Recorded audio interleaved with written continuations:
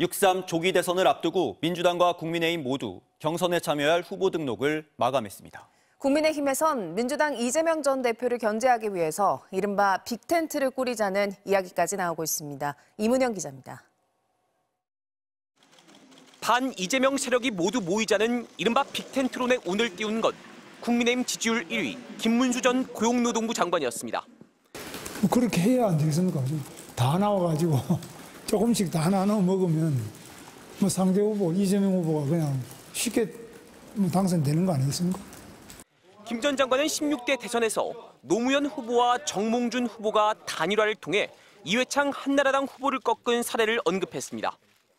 과거에도 보면은 노무현, 정몽준 또는 DJP 그런 연대 같은 것들이 필요할 수 있어요. 당내 주자들의 반응은 엇갈렸습니다.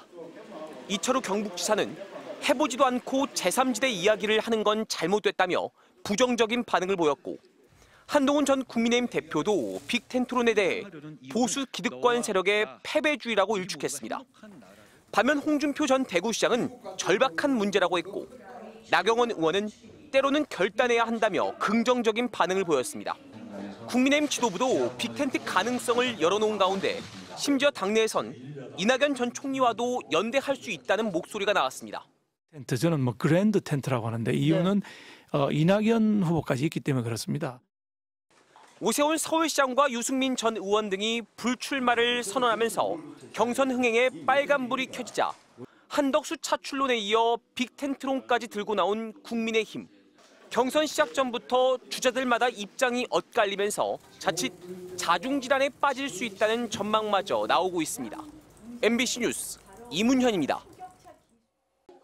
장기 내수 침체와 미국발 관세 전쟁까지 닥치면서 올해 우리 경제 성장률이 1%도 안 돼 0%대로 주저앉을 거라는 전망까지 나오고 있습니다. 눈앞에 닥친 경제 위기에 대응하기 위해서 정부가 어제 12조 원 규모의 추경안을 발표했는데 통과까지 진통이 예상됩니다. 김건휘 기자입니다. 7가지 반찬에 찌개가 나오는 백반 한 상 가격에 9,000원. 저렴한 가격을 내세워 손님을 끌어모으고 있지만 식당 운영은 갈수록 힘듭니다. 재료값도 줄줄이 오른 데다 지난 연말 이후 저녁 손님 발길마저 뜸해지고 있기 때문입니다. 계엄 터지고 나서부터는 힘들었으니까 아무래도 계속 달달이 마이너스가 되잖아요. 한 200, 300씩 이렇게 마이너스가 되니까.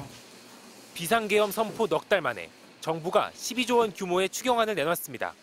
소상공인과 취약계층 지원에 4조 원 이상을, 영남 지역 산불 피해와 관련해 재해 재난 대응에 3조 원 이상을 투입하기로 했습니다. 또 최근 미국발 관세 전쟁 등으로 인한 통상환경 변화 대응과 AI 등 첨단 산업 지원에 4조 원 이상 투자하기로 했습니다. 추경안이 최대한 빠른 시간 내에 통과될 수 있도록 국회의 초당적 협조와 처리를 간곡히 부탁드립니다. 올해 초 35조 원 규모의 자체 추경안을 내놨던 민주당은 정부의 추경 시점이 너무 늦었고 소극적이라고 비판했습니다. 급한 추경을 왜 이제 제출하셨습니까? 전국 상황이 정상화되는 대로 추경을 통해서 국회에서 담아야 될 예산을 집어넣으셔야 되죠. 국민의힘은 민주당에게 화살을 돌렸습니다.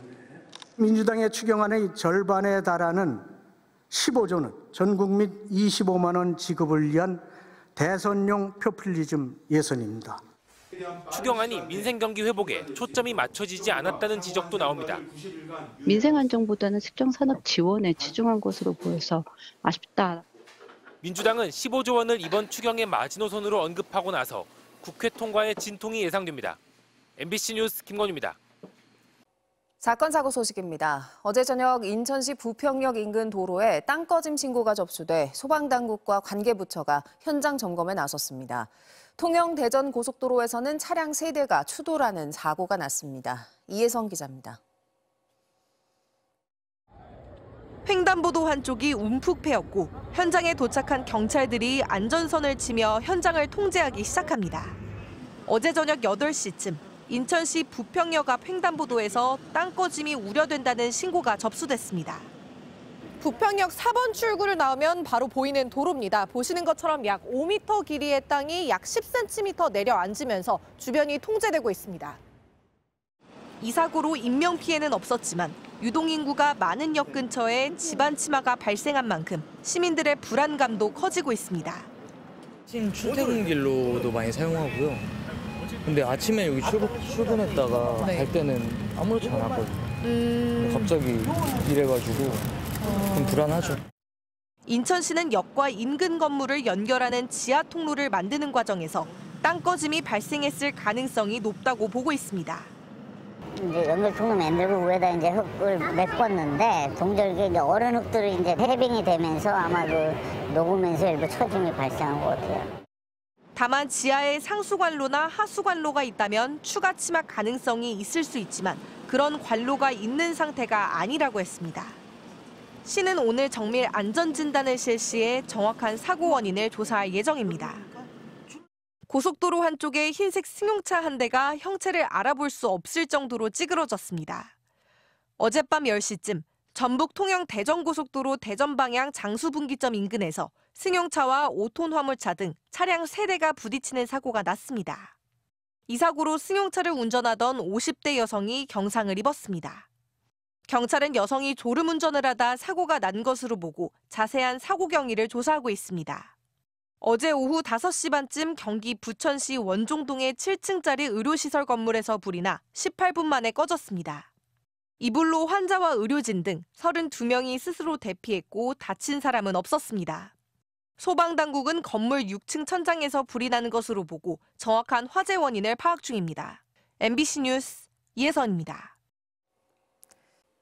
미국 트럼프 대통령이 공은 이제 중국 코트에 있다며 돈을 원한다면 미국과 협상해야 한다고 요구했습니다. 한편으로는 중국의 농산물 보복 관세를 언급하며 자국 농민들에게 버텨달라고 주장하기도 했습니다. 워싱턴에서 김재용 특파원입니다. 상호 관세를 90일간 유예, 일단 전선을 미중 간 대결로 단순화한 미국 트럼프 대통령이 오늘 성명을 발표해 공은 이제 중국 코트에 넘어가 있다며 협상을 요구했습니다.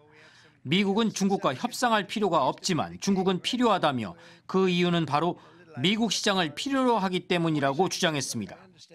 And China wants what we have, what every country wants what we have, the American consumer. Or to put it another way, they need our money. 백악관은 중국계 동영상 플랫폼인 틱톡 거래를 위해 중국에 대한 관세를 줄일 수 있다고 했던 방침이 여전히 유효하다며 중국과의 거래에 열려 있다고도 말했습니다. 다른 나라와의 관세 협상에 대해선 현재 15개 이상의 제안이 적극적으로 검토되고 있고 일부는 곧 발표할 수 있을 것으로 믿는다고 언급했습니다. 다른 협상은 잘 진행되고 있다면서 무역 전쟁의 성패를 좌우할 중국과의 협상을 촉구한 겁니다. 하지만 트럼프 대통령은 한편으론 SNS에 글을 올려 중국의 보복 관세를 받고 있는 농민들에게 버텨달라고 촉구했습니다. 미국 농민들은 위대한데 통상전쟁에서 최전선에 놓이게 된다고 적은 뒤 자신은 집권 1기 당시 애국자인 농민들이 버텨줘 중국과의 협상을 통해 280억 달러의 돈을 농민에게 보상했다고 주장했습니다. 그러면서 이를 바이든 정부가 대부분 파기했다며 비난의 화살을 전임 권력자에게 돌렸습니다. 또 중국은 가격이 약 1,700억 원인 보잉 여객기 인수를 보류해 계약을 어겼다고 비난했습니다. 안팎으로 제기되는 비판을 중국과 바이든 전 대통령에게 돌린 셈인데 잠시 후 바이든 전 대통령은 퇴임 후 첫 기자회견에 나설 예정이어서 대대적인 재반박이 예고되고 있습니다. 워싱턴에서 MBC 뉴스 김재웅입니다.